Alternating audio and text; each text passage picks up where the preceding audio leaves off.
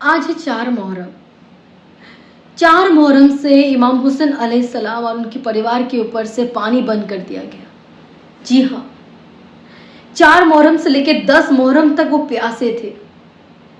छोटा बच्चा तक भी प्यासा था। जब अजीत हूर को कहने लगा कि हूर जाओ, पानी बंद कर दो उनका और उन्हें आगे बढ़ने ना दो, वो करबला में ही रहना चाहिए। अगर करबला से आगे बढ़े तो लोग पहचान जाएंगे वो कौन है, अल्लाह के नवासे पहचान जाएंगे, नबी के नवासे हैं, और शायद हमें उनका कत्ल करना मुश्किल हो जाएगा। इतने में हूर उनके पास जाते हैं, अपने सारे जानवर, ऊँटों, घोड़ा को लेके जाते हैं, साथियों को लेके जाते हैं इमाम हुसैन अलैहिस्सलाम के पास और कहते हैं कि मौला हमें पानी नहीं पिलाएंगे। पर हमारे मौला जो अपने नाना के रास्ते में चलते हैं, नाना के दिन को, जो इस्लाम को आगे बढ़ाने के लिए जो शहीद होने वाले हैं, तो मौला पानी पिलाए, दुश्मन को भी पानी पिलाए, घोड़े को भी पानी पिलाए, ऊँटों को भी पानी पिलाए, दुश्मन के साथियों को भी पानी पिलाए, सबको पेट भर के पानी पिलाए। मौला हुसैन अलैहिस्सलाम के खेमे का पानी सारा ख़त्म हो गया। इतने में हूर जब देखा पानी ख़त्म हो गया तो चले गया सब। जब जनाबे हूर की कानों में आवाज़ें आने लगी इमाम हुसैन अलैहिस्सलाम के खेमे की, छोटे छोटे बच्चों की, जो रो रहे थे प्यास के मारे, या प्यासा कर रहे थे, तो उनका ज़मीर जग उठा। वो चाहते थे कि किसी भी तरह ये लड़ाई ना हो, वो रोकना चाहते थे। बहुत कोशिश किए, पर कोशिश उनका नाकामयाब रहा। जब वो जान गए कि कल सुबह सबको कत्ल किया जाएगा इमाम हुसैन अलैहिस्सलाम, उनके परिवार का, तो वो कुछ नहीं कर सकेंगे। और तब वो अपने बेटे को बुलाए, उनके भाई को बुलाए। उनके भाई उनकी बातों में नहीं आए। वो अजीत के साथ था, पर उनका बेटा अजीत के साथ नहीं था। उनका बेटा अपने पापा का बात सुन के, अपना बाप का बात सुन के रुका। आया जब बोले, बेटा क्या तुम्हें आवाज़ कुछ सुनाई दे रही है? हाँ बाबा आवाज़ सुनाई दे रही है, छोटे छोटे बच्चों की आवाज़ें सुनाई दे रही है, रो रहे हैं, या प्यासा कर रहे हैं, मुझे बर्दाश्त नहीं हो रही उनकी प्यासे देख के। हुर कहता है, मैं फंस गया हूँ, ये सब मेरे वजह से हुआ है। मैं ही उनका पानी बंद कर दिया, मैं ही उनका पानी ख़त्म कर दिया। मैं अपना उस दुनिया का रहा ना ये दुनिया का रहा। ये दुनिया में भले मैं परेशानियां झेल लूंगा, तकलीफें झेल लूंगा, पर वो दुनिया में मैं नबी को क्या मुंह दिखाऊंगा, माँ फातिमा को क्या मुंह दिखाऊंगा। इतने में हुर अपने बेटे को कहता है कि बेटा मुझे मौला के पास ले चल, मुझे इमाम हुसैन अलैहिस्सलाम के पास ले चल, पर मेरे आंखों को बंद कर दे और मुझे ले चल, मैं नजर नहीं मिला पाऊंगा उनसे। तो हुर का बेटा और हुर दोनों इमाम हुसैन अलैहिस्सलाम से मिलने के लिए आ रहे थे। तो इमाम हुसैन अलैहिस्सलाम तो सब कुछ जानने वाले हैं, वो जान गए कि कौन आ रहा है और क्या मकसद से आ रहा है। तो वो अब्बास को बुलाए, अब्बास अकबर को लेके जाओ और कुछ मेहमान आ रहे हैं, उनको सही सलामत मेरे पास लेके आओ।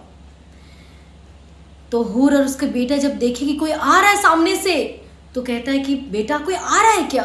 बोले हाँ पापा कोई आ रहा है। तो हूर चिल्ला के कहता है कि हम आपको परेशान करने नहीं आ रहे, हमको तकलीफ देने नहीं आ रहे, हम आपसे माफी मांगने आ रहे हैं। हूर का बेटा जोर आवाज से कहने लगता है कि हम आपको तकलीफ नहीं पहुंचाएंगे आपको, हम आपसे माफी मांगने आ रहे हैं, हम अपने किए पे शर्मिंदा है। तो अब्बास अलैहिस्सलाम फरमाते हैं कि हमें पता है, इमाम हुसैन अलैहिस्सलाम कह चुके हैं आप हमारे मेहमान हैं, आइए हम आपको लेके चलते हैं मौला के पास। तो हूर और हूर का बेटा मौला के खेमे के पास गए। मौला खेमे से निकल आए, आके खड़े हो गए, हूर को देखते हैं। हूर कहता है बेटा मौला कहाँ है, उनके सामने मुझे खड़ा कर दे बस। हूर का बेटा कहता है कि बाबा। इतने में जनाबे हूर कहता है कि मौला कल सुबह की लड़ाई मैं लड़ने जाऊंगा आपके तरफ से। तो मौला कहते हैं कि नहीं, कल सुबह की लड़ाई मेरा बेटा अकबर जाएगा। सारे साथियों लोग कहते हैं कि नहीं मौला, हमारे रहते हुए अकबर क्यों जाएगा, हम पहले जाएंगे। तो हूर कहता है कि नहीं, पहले मेरा बेटा जाएगा, मेरा बेटा शहीद होगा, उसका खून देख के मुझे मालूम चलेगा, अगर उसका खून देखूंगा तभी मुझे लगेगा कि मेरे नबी मुझे माफ किए, माँ फातिमा मुझे माफ किए। हुर का बेटा शहीद हो जाता है।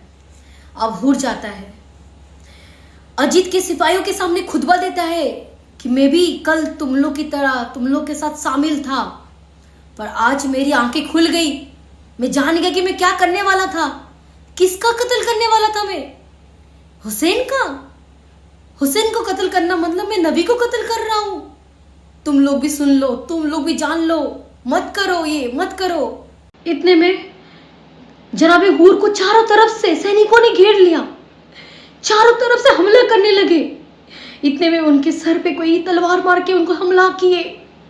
वो घोड़े से गिर पड़े कि मौला मेरा आखिरी सलाम आपको, हो सके तो आप मुझे माफ कर देना, हो सके तो नबी मुझे माफ कर दे। मौला आते हैं, हुर का सर अपने गोद में रख के कहते कि हुर तेरा नाम तेरे माँ बाप ने अच्छा रखा है काफी। हुर का मतलब तू आजाद, आज तू दोनों दुनिया में आजाद हो गया, ये दुनिया में भी वो दुनिया में भी। हुर कहता है कि मौला बस मुझे इतना बता दो कि आप मुझे माफ कर दिए, क्या नबी मुझे माफ कर दिया, क्या आपकी अम्मी बी फातिमा ज़हरा ने मुझे माफ कर दी। तो मौला कहता है कि हाँ मैं तुम्हें माफ कर दिया और मेरी माँ भी तुम्हें माफ कर देगी। तो हो जनाब, तो मौला अपने पॉकेट से लाल कलर का रुमाल निकालते जो उनकी माँ ने उन्हें दी थी।